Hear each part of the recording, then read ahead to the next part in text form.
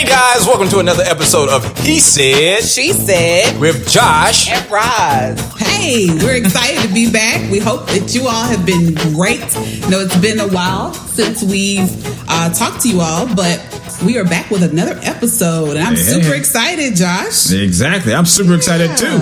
So, in the last couple of weeks, we have had a lot of family time. We've been together a lot. Yes. For you all that don't know, Josh and I are actually cousins. I think we talked about that in the first installment of our show. Right. We're cousins. Like, we're actually family. Exactly. Our mothers are sisters. Exactly. So, we do spend a lot of time because our family has a lot of functions throughout the year. Not your typical, like, just holidays. We do, like, kind of other things, birthday parties, things like that.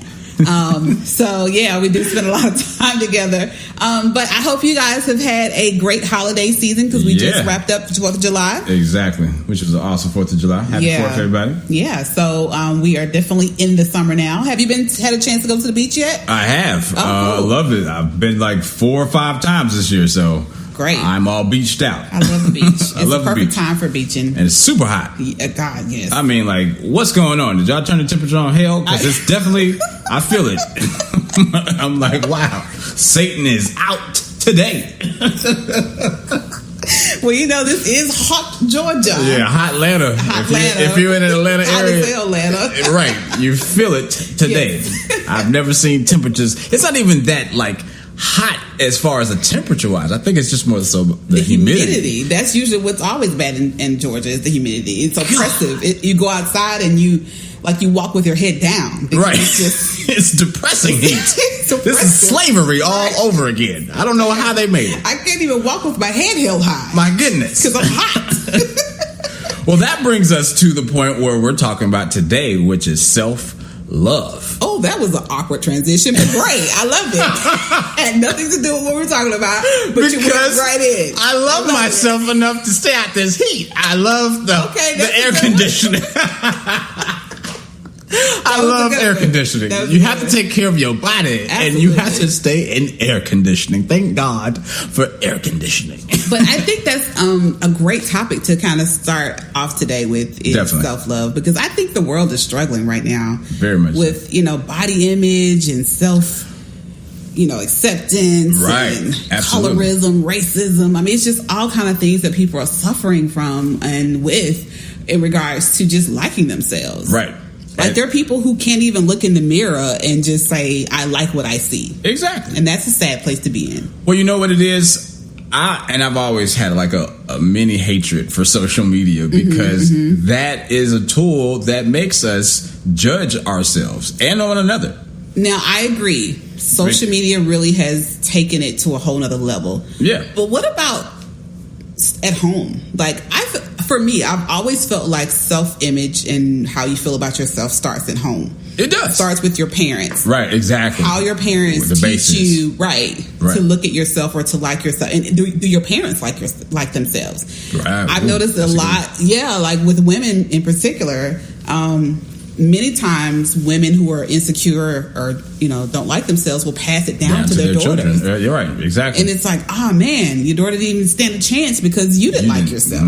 So deep. Yeah, it really does kind of start at home, even though social media does add a ton of pressure. It does. To make sure that you stay perfect. Yeah, exactly. When no one's perfect. No one is perfect. Let's just go ahead and say that no one is perfect. So all you people pretending to be perfect, you're not. Take all the makeup off and let's take all the weaves and the buns and the bonnets and everything else off. We see you for who you really are. How many likes will you get today? How many likes will you get without all that perfect lighting? Come on, somebody. Well, without all those filters. As a wig wearer, okay, and a makeup wearer, I do understand that. I get it. But when is it too much? I agree. When is it going to take over? And I can't speak for all women because I only live as a black woman. I moonlight as a white woman sometimes. Moonlight as a white one. Come on, somebody. Say, hey, my weekend job is being white. Every now and again, I like to be white for the weekend. Put my blonde wigs out.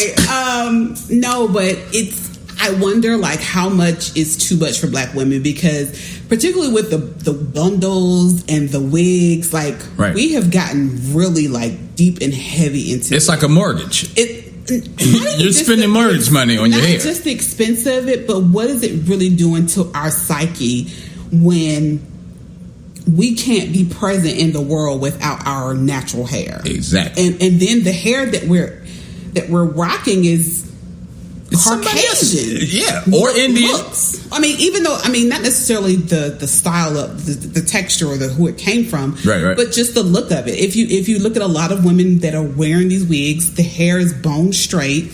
It's either blonde or very light colored. Right. It is very reflective of a white woman, and it's like, ooh. Well, I don't want to get... How much of that is us kind of not accepting who we are? Because that's what I was going to say. I don't want to get to the point where people think that we are like shunning weave wearers or people who wear makeup. Absolutely not. We will never do that. It's just the fact that you have to love who you really are and accept who you really are underneath that. Because a lot of people don't understand that if you wear this so often, if you do this so often, you change your appearance. When someone's dating you, especially if it's getting to the point where it's marriage and we don't know who that person really is, then I have to completely get to know you all over again. It's like, wait a minute. I thought you had long hair, but you really have 2-inch hair. Hey, man. It's okay for your 2 inches. Rock your 2 inches, though. Let me know that I'm dating somebody with short hair and not long extension hair. I want to know who I'm dating. Y'all catfishing out here. You know what? Seriously, they are. They are catfishing us. There have been some people I've seen on YouTube, some of these beauty gurus. Right. And when you see their bare face, it's like, oh my God. Give me a second. Let me warm up to this. That's the same person we just saw with the makeup on. Exactly. They're literally creating faces. And it's not to talk about you. No. We just want you to understand you have to care for yourself. And don't pretend so hard, because then when it really counts and someone really loves you, then you're fooling them, and then they're like, oh, wait a minute, I thought you were different. Well, I think for me, it's more so, that's a great point, because you don't want to, fool people out here. You don't want to catfish anyone. But I think more so for yourself, don't trick yourself into believing you're this other person that you create every day when you put on the wigs and the makeup. Exactly. And if you notice here lately, you've been kind of seeing me like 1 minute I have a wig and 1 minute I don't, because I even myself have said, I need to really start, going back to wearing my natural hair and just being me, look natural. Not that I don't like, I like how I look natural, but I don't want to get so, just deep into wearing wigs that I can't wear my own hair either. Exactly. Plus, I want to take care of my hair better too. That's a whole nother journey. But well, it brings us to the our topic is like literally, what is self-love? What do you think self-love is? What if you could define it? What would you say self-love is? For me, self-love means being able to look in the mirror and like what I see, being comfortable in no matter where I am, who I'm with who I am, being able to show up and be present in the world, and not be so insecure. Because we all struggle with insecurity. That kind of never goes away. And being at peace with everything about me. I think that's it. I think that's it. Being at peace with what you see. Yeah. Because I think people struggle with so much acceptance from other people that we don't accept ourselves. Yeah. Oh, man. We have to learn how to accept ourselves first, because if you accept yourself, it doesn't matter if anybody else accepts you. Yeah. Because that's what self-love is I appreciate what God made me to be. I'm an individual, no matter what color my skin is, no matter what color or how long my hair is, no matter if I have chinky eyes or straight bone eye, whatever. It's like, I'm appreciating what I bring to the table. And I accept me. That's what self-love is. I think the caring part is the maintenance, making sure that you tell yourself and you show yourself that you love yourself. Take care of who you are by just accepting, like telling yourself you're beautiful. Yeah. If you have to look in the mirror and say, if there's certain things you want to work on, do that. You know, gym is self-love. You know, it's like taking care of your body. Your body is a temple. I believe, I mean, me being the spiritual guy, I like, you know, saying that God says that our bodies are a temple of God. Like, you really have to take care of the Lord's body, because if you don't, you know, you can't really see the beauty behind it. It's hard to see that. I also think it's important to distinguish the fact that self-love is physical as well as, and it's also accepting you as far as your spirit, your soul, your personality. Definitely. You know, all of that, the non-tangible part of you. Exactly. Definitely. And that's a journey I'm actually still on, because I know for me growing up, I'm an only child, and I have always marched to a different beat than most people. Okay. I'm more of an individual. I don't necessarily follow the crowd. So I've always found it a bit difficult to fit in. Like, wow. I don't normally fit in most groups or settings. I never knew that. Yeah. I would never see that, because Roz fits into any group. You can literally say, "Hey, is that Roz?" Because she's just a big bundle of joy. Everybody sees her and just adapts. But yeah, many people who have met me, and I don't. There can be different reasons for it, but a lot of people don't particularly care for me or don't understand me or get me, and I don't always feel the most comfortable in every situation. Right. It may not come off that way, but there are groups where I feel like I don't necessarily fit in with this group. So, but what I have learned is that, okay, this is who you are. You may not fit in these certain boxes because you're not built to fit in a box. Right. So once I began to realize that, okay, sometimes being great means that you don't get to be in some of the smaller boxes that you think you should be in. And that's not to down anyone or anything, right. But you have to continue on that path of greatness.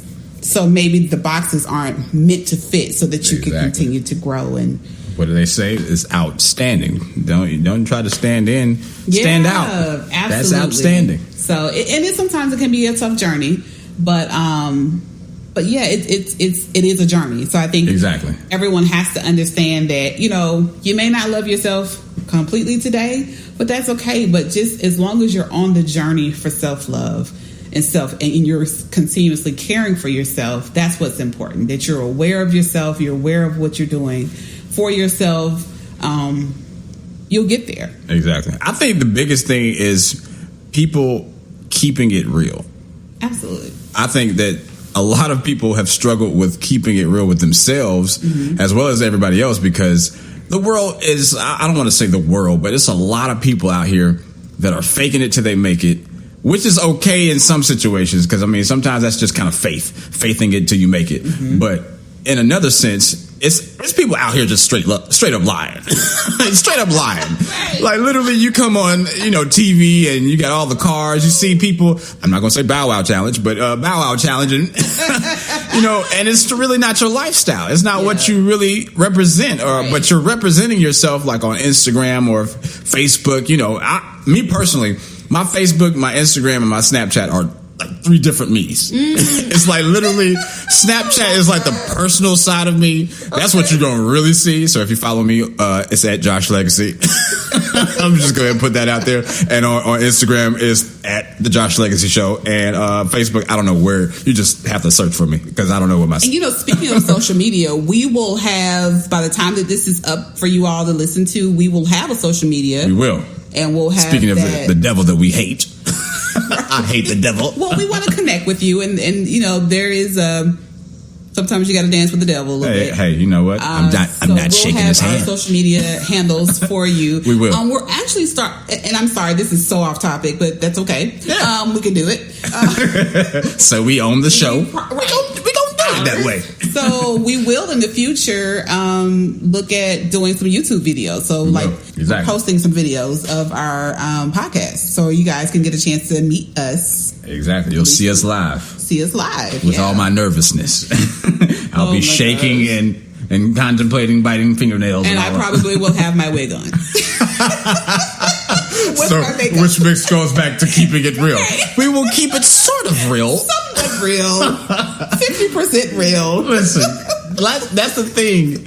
Don't be afraid to keep it real, because that's the thing. Fear